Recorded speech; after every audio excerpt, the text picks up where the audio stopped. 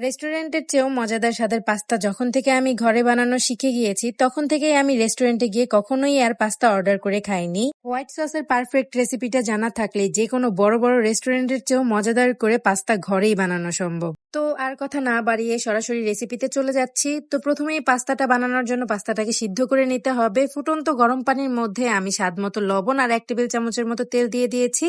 এরপর এর মধ্যে দিয়ে দেব 1.5 কাপ পরিমাণে প্যানি পাস্তা। আমি এখানে কুলসন ম্যাকারনির পাস্তাটা ব্যবহার করছি। আর সবসময় পাস্তা সিদ্ধ করার সময় পানির পরিমাণটা একটু বাড়িয়ে দিবেন। প্যাকেটের ইনস্ট্রাকশন অনুযায়ী আমি পাস্তাগুলোকে 6 মিনিটের মতো সিদ্ধ করে নিয়েছি। এরপর পাস্তাগুলোকে ছেঁকে ঠান্ডা পানি দিয়ে ধুয়ে নেব। একটা প্যানে আমি 2 টেবিল চামচের মতো সয়াবিন তেল গরম করতে দিয়েছি। এর মধ্যে আমি এখানে পেঁয়াজ, কাঁচামরিচ, রসুন কুচি, চিকেন আর মাশরুমগুলোকে কেটে নিয়েছি।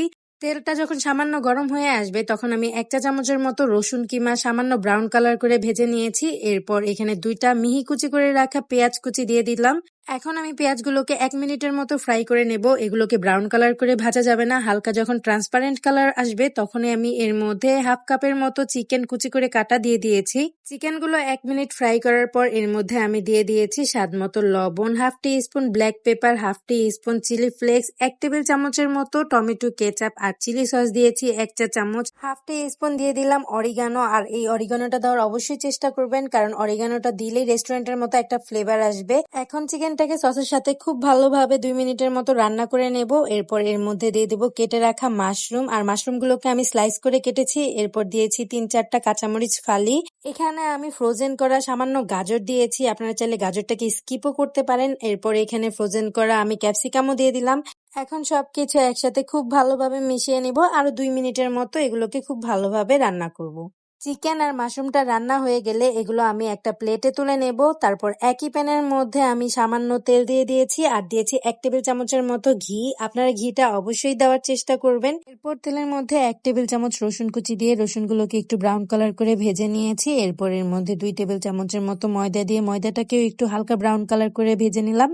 এরপর এর মধ্যে আমি দিয়ে দিব লিকুইড দুধ, প্রায় 250 গ্রামের মতো। প্রথমে আমার একটু কম হলেও তারপরে এইখানে আরো 1 কাপের মতো একটু পানি দিয়ে এর মধ্যে 2 টেবিল চামচের মতো গুঁড়া দুধ দিয়ে দিয়েছি। এখন এই গুঁড়া দুধটাকেও খুব ভালোভাবে মিশিয়ে নেব যাতে কোনো লাম্পস না থাকে। এই পর্যায়ে চুলার হিটটা একটু কমিয়ে রাখতে হবে। এরপর এর মধ্যে চিলি ফ্লেক্স দিয়ে দিয়েছি 1/2 টি-স্পুন, গোলমরিচের গুঁড়া 1/2 টি-স্পুন আর অরিগানো দিয়েছি 1/2 টি-স্পুন, দিয়েছি স্বাদ মতো লবণ।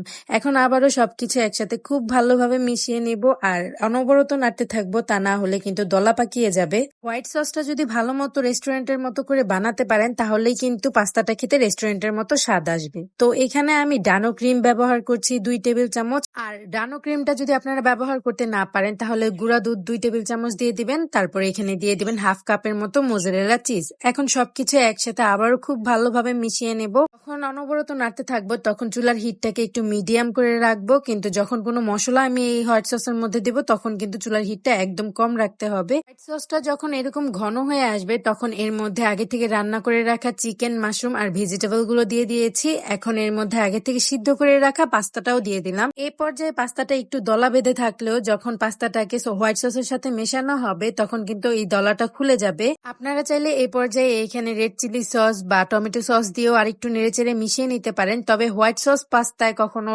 রেড চিলি সস বা টমেটো সস দেওয়া হয় না। এই পর্যায়ে পাস্তাটাকে আমি একটা প্লেটে সার্ভ করে নেব। আর বেকড পাস্তা বানানোর জন্য একটা বড় বাটির মধ্যে 2 টেবিল চামচের মতো পাস্তা দিয়ে এর মধ্যে দিয়েছি সামান্য মোজারেলা চিজ আর উপরে একটু করে টমেটো সস।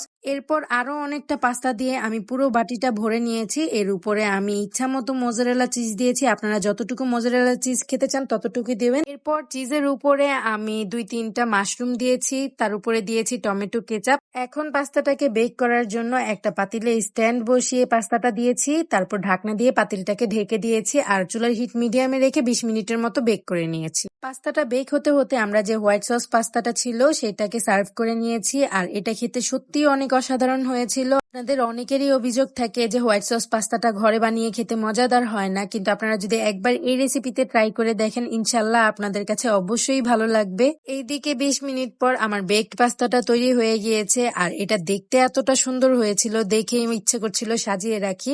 আপনারা যদি উপরের কালারটা আরো একটু ডার্ক চান তাহলে আরো 5 থেকে 10 মিনিট বেক করে নিলেই হয়ে যাবে। এটা খেতে এত মজাদার হয়েছিল মাশাল্লাহ, এডিট করতে করতে এখনো আবারও খেতে ইচ্ছা করছে। রেসিপিটি ভালো লাগলে টাইমলাইনে একটা শেয়ার করে রাখুন, যখন রান্না করবেন তখন যেন খুঁজে পেতে সুবিধা হয়। তো আজকে আর ভিডিওটি বড় করছি না, রেসিপিটি কেমন লাগলো জানাবেন। Thanks for watching. আল্লাহ হাফেজ।